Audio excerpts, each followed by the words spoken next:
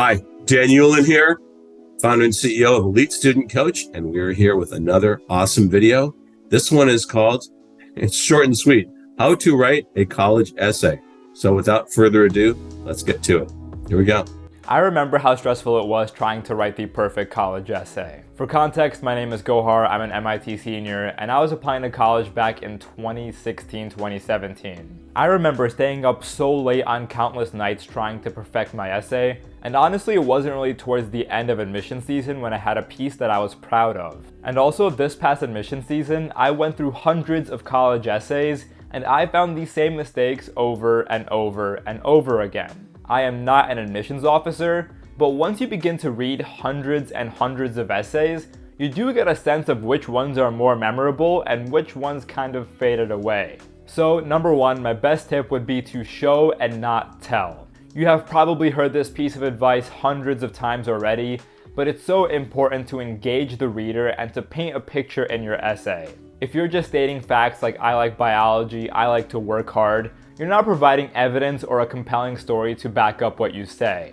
On the other hand, if you tell a story about you in the lab working on a biology experiment, your essay is going to be 10 times more interesting. Now, of course, you don't want to overdo it with adverbs and adjectives and descriptions, and you do want a little bit of telling towards the middle and end of the essay, but the point is to tell a story, to include imagery, and to create a very vivid, memorable essay. My second piece of advice is to run the pickup test on your essay. Way to go, Gohar. This is awesome. Great start. Love that you're at MIT. Fantastic school. Just from the way you present yourself, I can tell that it was an ultra compelling essay. I also love the show don't tell message and the minimize adverbs. Adverbs, try and kill the adverbs wherever possible. They're a shortcut to more effective writing. You want to be very compelling and you want to open very, very strong with your essays, particularly your core common app essay, which they don't currently use at MIT. MIT has its own ecosystem when it comes to applying. That said, think about it. Excuse me. You want to think about what's in it for the reader. Yes, saying I want to be an engineer, I want to be a physicist, I want to be a doctor.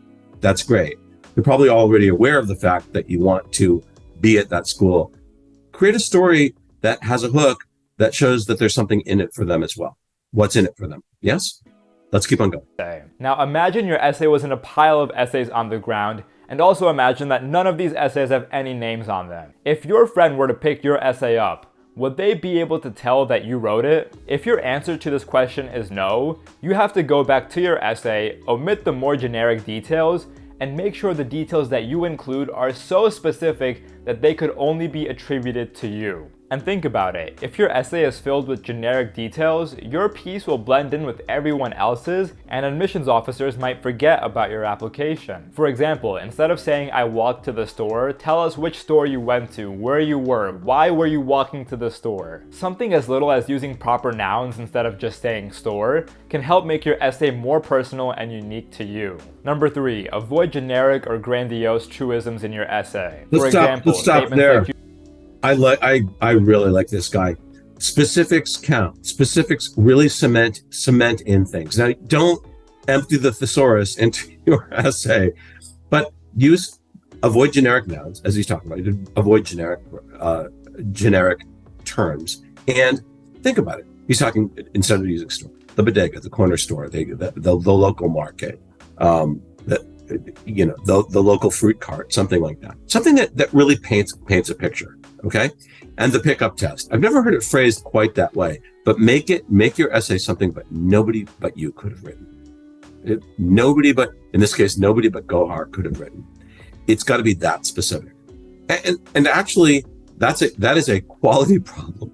This is a quality challenge to have, because with oceans of people applying, with a tsunami of applications coming in to schools like MIT, like Harvard, like Penn, like University of Chicago, like all of the top 20, 30, 50 schools, you want to really stand out in a way that is unique and genuine and authentic to you. Let's keep on going. You should live life to the fullest. You only live once. Maybe using these sorts of statements once or twice is fine, but if your essay is filled with a bunch of generic, sweeping statements like this, it weakens your writing.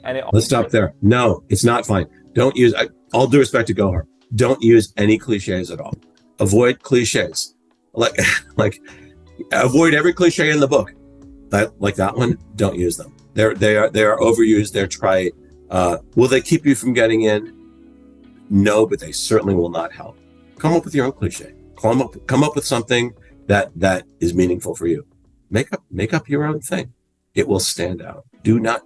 Don't be afraid to risk saying something that's original. Don't go out of your way to be like Chuckles the Clown funny and make this like a mic drop. But a little humor can help.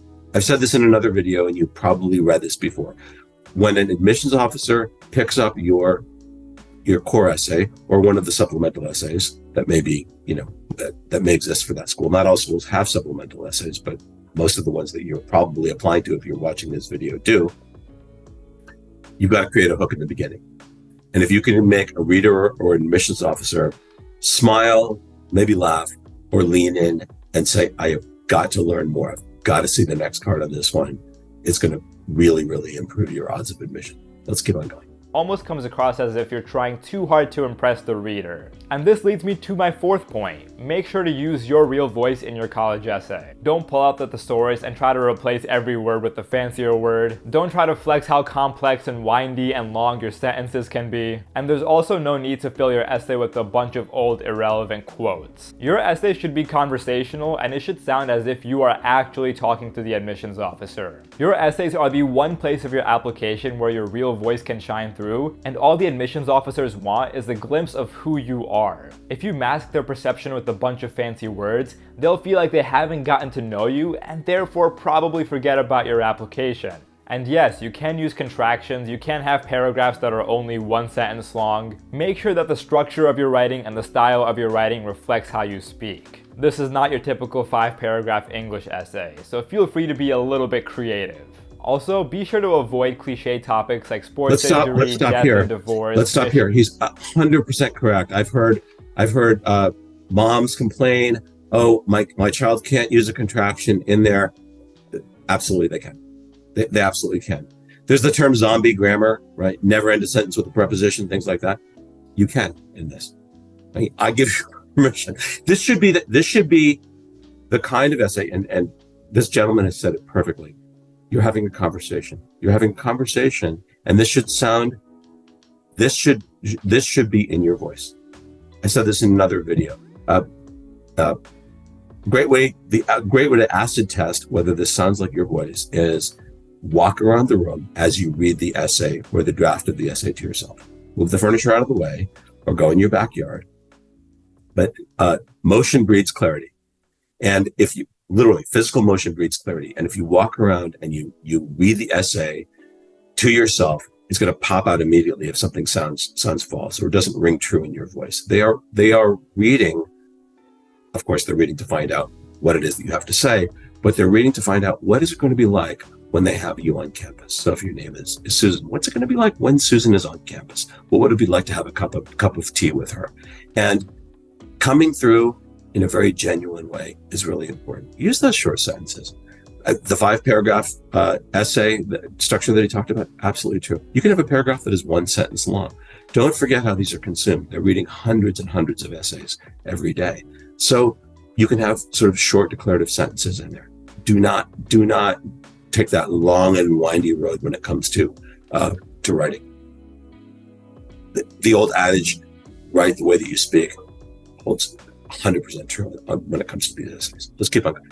Trips and so on. While it is possible to pull off these essays in a unique way, a lot of the time most of the statements that students make in these sorts of essays are very similar across the board. So when a college admissions officer reads 20 essays about sports injury, working hard, recovering, all of the students really begin to blend together, and it becomes hard to pick out the one that stands out the most. And in my opinion, the craziest part about college essays is that even the craziest topics can work. For example, when I was applying to Stanford, I was super short on time, and I had heard this piece of advice, which was that any topic can make for a good college essay.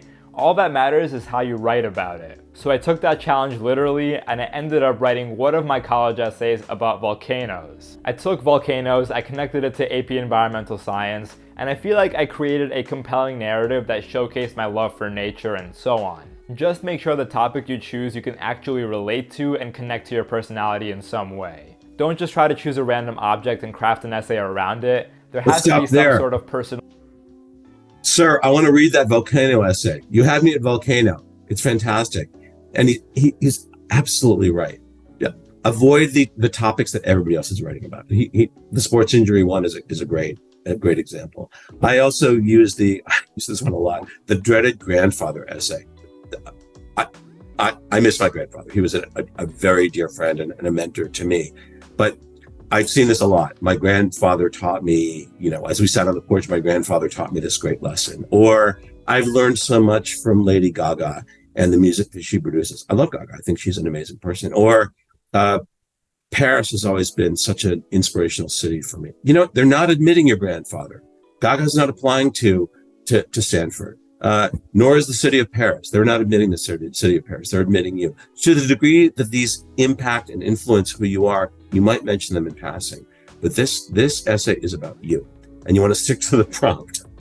So, but even the tiniest topic can get you in. Can elicit interest, can pique their interest. I love volcano. Volcanoes are large. I saw an essay, a remarkable essay that was written about a grain of sand, literally about a grain of sand. And this was for somebody who was applying to the humanities for a fine arts major. Let's keep on going. No meaning or connection to the metaphor itself. Next up, watch out for common grammar mistakes. Here's a list of the most common ones that I noticed, and surprisingly, dangling modifiers came up very often. Next up, make sure to have a friend, a family member, or a teacher review your essay and ask them if it actually sounds like you. And if you'd like me or another Harvard or MIT student let's stop right there. Yeah, just in case you've forgotten from high school English what a dangling modifier is. Coming over the hill, the house jumped into view. Check that one out. Comma splices. This isn't an English lesson, but I have seen some incredibly educated people from Ivy League schools, say ones that rhyme with Harvard, use comma splices. Comma splice is a dividing line between two independent clauses. Either have a full stop, a period, or use a semicolon. I don't mean to be English teachery about this, although I started my career as an English teacher, but that is the kind of thing that will get your essay trashed and keep you from getting into a school. I mean it. Let's keep on going.